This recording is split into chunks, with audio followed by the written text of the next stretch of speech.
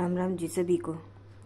आज मैं फिर से एक वीडियो लेकर आई हूँ भगवत गीता की।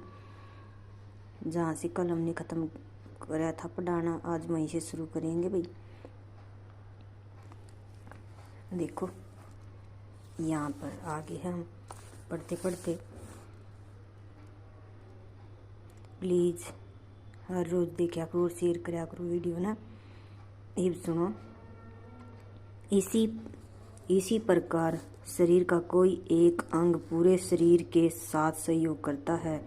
हाथ, पाँव, आँखें आदि शरीर के अंग हैं, लेकिन ये वास्तविक भोक्ता नहीं है। भोक्ता तो उदर हैं। पाँव चलते हैं, हाथ भोजन देते हैं, दांत चबाते हैं और शरीर के सारे अंग उदर को तुष्ट करने में लगे रहते हैं, क्योंकि उदर ही प्रधान कारक है जो शरीर रूपी संगठन का पोषण करता है। अतएव सारी वस्तुएं उदर को दी जाती हैं। जड़ को सींच कर वृक्क का पोषण किया जाता है और उदर का भरण करके शरीर का पोषण किया जाता है, क्योंकि यदि शरीर को स्वस्थ रखना है तो शरीर के सारे अंगों को उदर पूर्ति में सहयोग देना होगा। इसी प्रकार परमेश्वर भी भोक्ता तथा स्पष्ट है और उनके अधीनस्थ हम उन्हें प्रसन्न रखने के निमित्त सहयोग करने के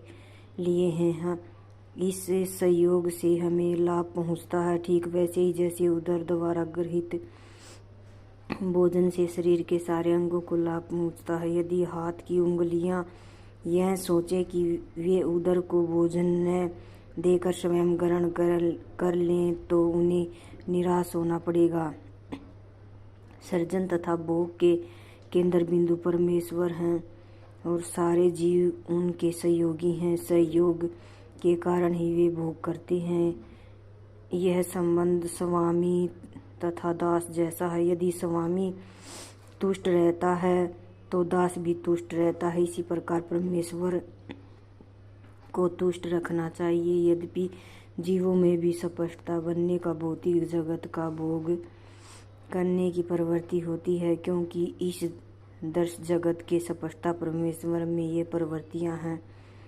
अतएव भगवत गीता में हम पाएंगे कि भगवान ही पूर्ण है, जिनमें परम नियंत्रित जीव, दर्श जगत, शाश्वत काल तथा कर्म चिन्हित है। और इन सब की व्याख्या इसके मूल पाठ में की गई है। यह सब मिलकर परम पूर्ण का निर्माण करते हैं और यही परम पूर्ण, परम ब्रह्म या परम सत्य कहलाता है। यही परम पूर्ण तथा परम सत्य पूर्ण पुरुषोत्तम भगवान श्री कृष्ण है। सारी अभिव्यक्तियाँ उनकी विभिन्न शक्तियों के फलस्वरूप हैं।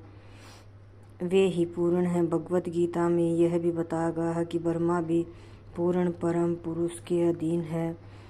ब्रह्मसूत्र में ब्रह्मा की विशद व्याख्या सूर्य की किरणों के रूप में की गई है। निर्विशेष ब्रह्मा भगवान का प्रभाव में किरण समूह है। निर्विशेष ब्रह्मा पूर्ण ब्रह्मा की अपूर्ण अनुभूति है और इसी तरह परमात्मा की धारणा भी है।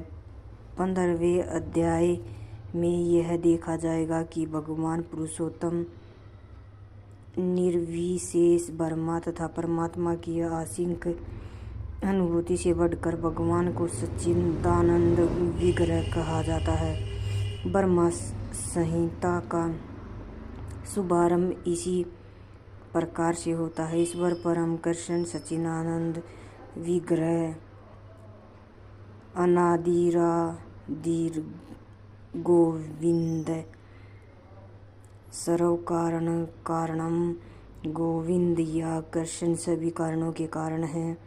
वे ही आदि कारण हैं और सत चित तथा आनंद के रूप में निर्विशेष ब्रह्मा उनके सत स्वरूप की अनुभूति है। परमात्मा सच्चित की अनुभूति, परंतु भगवान कृष्ण समस्त दिव्य स्वरूपों की अनुभूति सत चित्त आनंद के पूर्ण विग्रह हैं।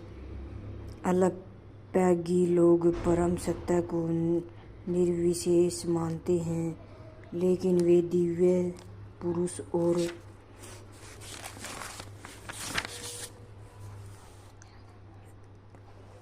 इनकी पुष्टि समस्त वैदिक ग्रंथों में हुई है। नित्यो नित्याम चेतन सचेतनाम।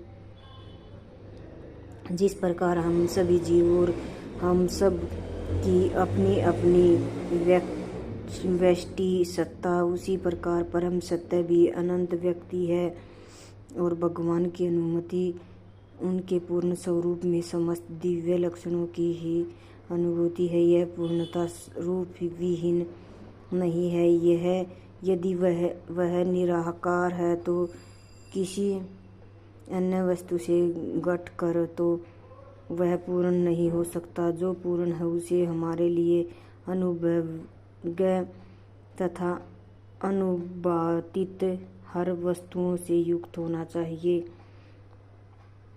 अन्यथा वह पूर्ण कैसे हो सकता है।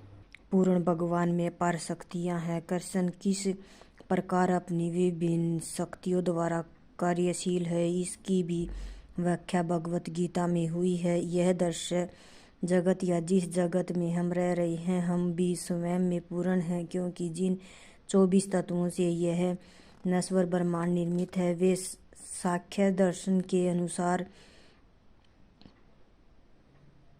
इस ब्रह्मांड के पालन तथा धारण के लिए उपेक्षित साधनों से पूर्णता समन्वित हैं। इनमें न तो कोई विजातीय तत्व है, न ही किसी भी वस्तु की आवश्यकता है। इस सृष्टि का अपना निजी नियत काल है, जिसका निर्धारण परमेश्वर की शक्ति द्वारा हुआ है, और जब यह काल पूर्ण हो जाता है, उस पूर्ण व्यवस्था से इस अक्षण भंगुर सृष्टि का विनाश हो जाता है।